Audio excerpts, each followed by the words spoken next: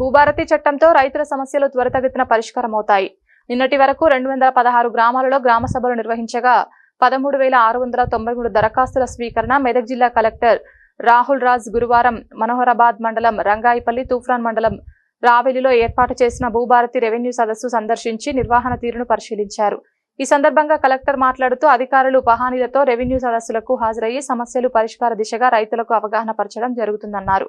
అందుకు అనుగుణంగా దరఖాస్తులను పూర్తి చేసేందుకు హెల్ప్ డెస్క్ ద్వారా సహకరిస్తున్నామని, అనంతరం దరఖాస్తులను స్వీకరిస్తున్నామని రైతులకు తెలియజేశారు. భూభారతి చట్టంలో రైతుల భూముల సమస్యలు తప్పనిసరిగా పరిష్కారం అవుతాయని రైతులకు తెలియజేశారు. కలెక్టర్ వెంట తూఫ్రాన్ ఆర్డీఓ జయచంద్రారెడ్డి, మనోహరాబాద్ తహసీల్దార్ చంద్రశేఖర్ రెడ్డి, తూఫ్రాన్ రెవెన్యూ సిబ్బంది పాల్గొన్నారు. ఏ రిజిస్టర్డ్ డాక్యుమెంటా లేకపోతే సాధారణ 13బీనా ఏదో ఒకటి రాసి ఉంటుంది. అప్పుడు ఏం లేదంటే డైరెక్ట్ ఎక్కినట్టు.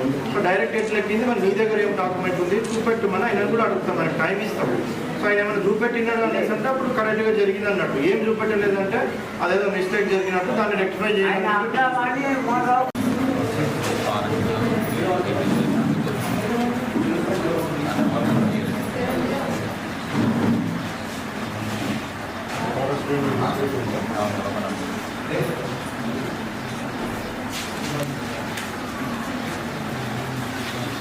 ఏంటి మీ సమస్య?